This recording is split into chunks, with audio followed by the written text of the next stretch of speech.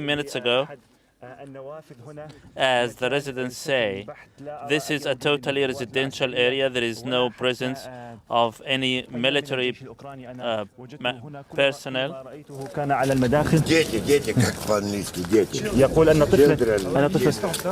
Is there any casualties? Alexei, can you translate?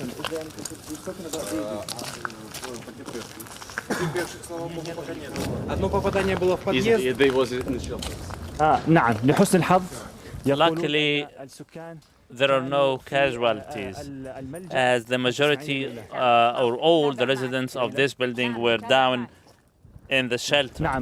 نعم حراس المبنى يقولون أن This is a security guard, and he's telling us that all the residents were down in the shelter. Luckily, none was hurt in the bombardment. التي سقطت على هذه العربة. لا يعني أنا أترك التعليق للصوت بصوت الانفجار. От маленького, от children, до большого, до гуляка. أنا نقدر ليلى. будем стоять. Слава Украине. نقول نصر لأوكرانيا. لأوكرانيا. слава. пацаны наши делают. النصر للأبطال والنصر لأوكرانيا. И будем помогать. يعني نقدر بلا شك. هو يدعونا لأن نرى مكانا آخر. He's asking us to go and see the aftermath, more destruction behind the building. ما تزال تشتعل هنا. يعني ليلى أستطيع أيضا أقول أن ما يفاقم المشكلة هنا. I can say that the problem is exacerbated as this city is only 20 kilometers from the capital.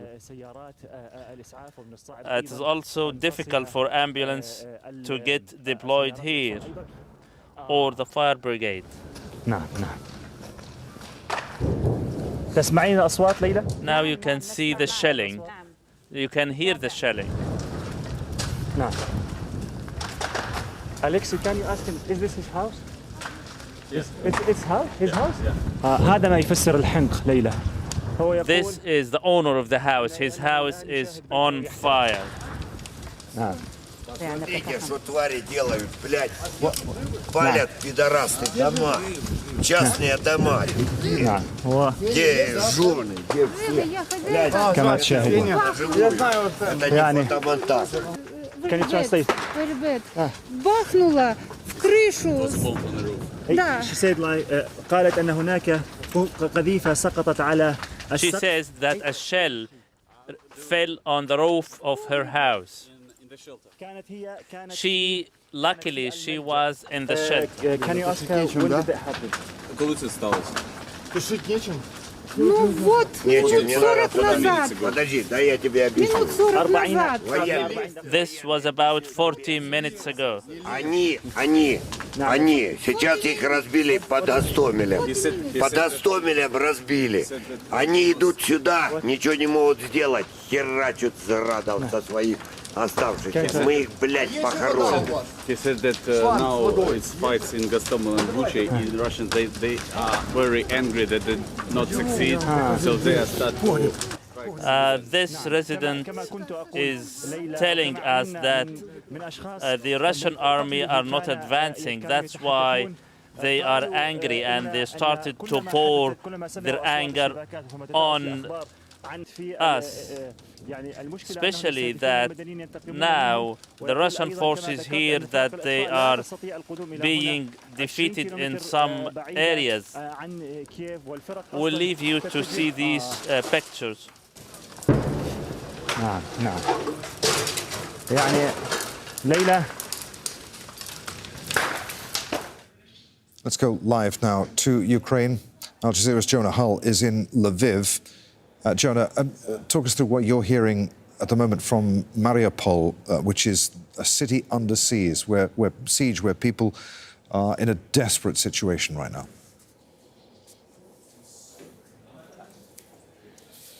Mariupol is down in the south on the Black Sea. It's a city of 500,000 people. It's a big port. And it is an extremely important strategic objective for the Russians now, because it will complete, if they take it, a land bridge between Crimea and the eastern breakaway regions. The city is completely surrounded.